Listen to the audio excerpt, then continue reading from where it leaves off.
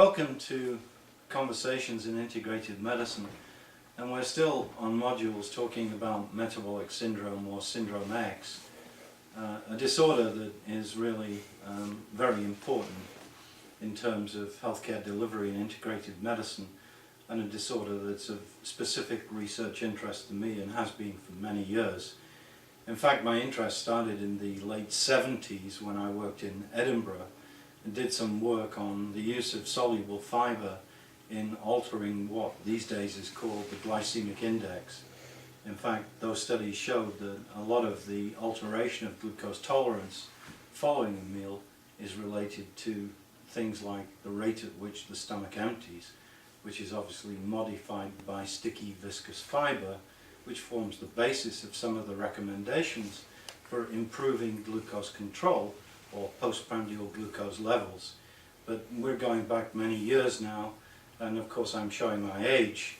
But in essence, Syndrome X, what is it? Well, anybody walking in, including children who have excess body weight, must be evaluated for the presence of metabolic syndrome. And certain criteria have been proposed for simplistic diagnosis. In fact, it's able to be self-diagnosed. It's waistline. Typically, we look at a waistline of greater than 40 inches in a man, greater than 36 in a woman, or 34 in some circumstances. We look at high blood triglycerides, and we look at things like niggling hypertension. We look at things like elevated fasting blood glucose, not higher than 120, not in the diabetic range, but sometimes just in the high 90s or tickling the 100 range. And these are really the manifestations of the classic components of obesity or overweight status, variably associated with high blood pressure, abnormal blood cholesterol. We can sometimes see in these individuals high LDL, the damaging form of cholesterol, and in fact when we measure the particle size we see small density LDL, which is the more damaging form of LDL. So we can see variable types of cholesterol profile or abnormalities of cholesterol metabolism. And of course we have this phenomenon of insulin resistance, which I want to discuss again in a simplistic manner to reinforce the educational hurdle.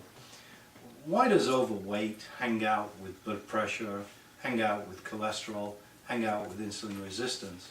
Well, let's go into insulin resistance and understand that insulin resistance is something that the body acquires in terms of its behavior. It's a kind of mutiny of the body, where we take sugar and up goes our blood sugar, we take sugar and up goes our insulin to kick sugar around the body.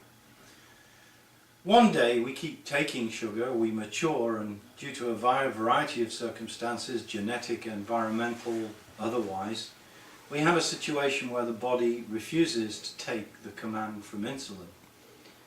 So the body's response is to pour out more insulin. So metabolic syndrome is associated almost invariably, in certain circumstances at least, with elevated blood insulin levels.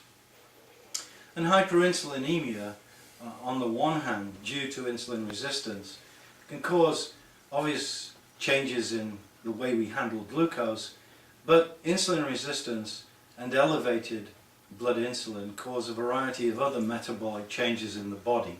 And that's understanding that insulin has much more to do with body metabolism other than handling sugar. Insulin provides an extremely strong stimulus to the liver to manufacture cholesterol. Insulin is vasoreactive. It will increase the vasoreactivity of vasculature and promote salt retention to a certain degree. So we can now see the raise in blood pressure associated with hyperinsulinemia. We can see the changes in cholesterol.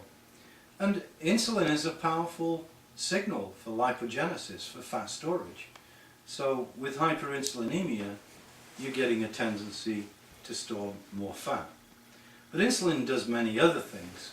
Insulin, for example, is a powerful signal to the ovaries in a young woman, where it may promote the theca cell to produce androgenic type steroids or hormones.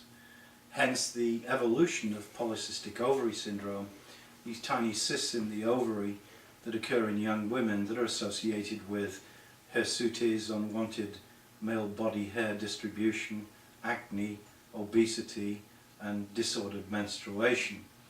This condition was sometimes or formally called the Stein-Leventhal condition or Stein-Leventhal syndrome, but this is polycystic ovary syndrome that's extremely common in young females, and the primary treatment used to be, well, put these women on sex steroids or estrogens. The primary treatment is now looking at regulating glucose metabolism, and in conventional medicine often that's done by prescribing drugs that are insulin sensitizers.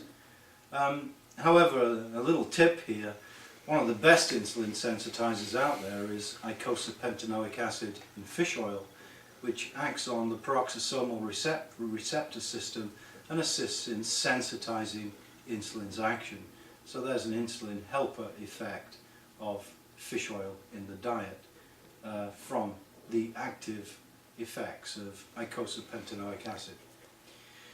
So we're looking here at diagnosis, but we're looking at all of the associations that come along. Niggling depression of immunity, a shift in body inflammatory process. Perhaps the relationship between Syndrome X and Alzheimer's disease is based somewhat on the occurrence of pro-inflammatory status. And in fact we see pro-inflammatory status, and we can now see the emergence of chronic disease states that are all underpinned by inflammation in the metabolic syndrome X. So I'm asking people to look very, very carefully at just the expansive nature of this syndrome that now is overtaking Western society, and in my mind represents the #1 public health initiative that faces modern medicine. In fact, integrated medicine is probably the treatment of choice for metabolic syndrome, and in fact prevalence studies that were published in the early 2000s from federal government researchers, the CDC, showed the prevalence between the years of 1988 and 1992 or thereabouts in the US of metabolic syndrome was about 43 to 47 million Americans. We now see the prevalence up to about 70 million. Now, how do we make a diagnosis? Well, I've already explained it's a simple condition. In some circumstances, I wouldn't make a diagnosis. I'd assume it to be present. Take the prevalence data and look at it. About 60% of all Hispanic or African American women between the age of 50 and 65 may have metabolic syndrome. In a bariatric center or weight control phenomenon, a larger proportion of women of that age group will have it. So the issue is they have it until proven otherwise. So why is Syndrome X not a common diagnosis in a patient chart? Well, the answer is there hasn't really been a quick fix out there. It's a complex lifestyle disorder determined by genetic tendency, environmental circumstances, perhaps body toxicity, poor nutrition, and a host of other factors such as isolated nutritional deficiency and the development of insulin resistance, which can occur as a consequence of substance abuse, lack of exercise, all associated with less effective action of insulin. So against this background of diagnosis, the thing to do is to think about the disorder. The disorder must be diagnosed and managed. And I go now as far as saying it really is mismanagement to look at the overweight individual and not ask the question, does this person have metabolic syndrome X? Please ask yourself in practice. Thank you for listening.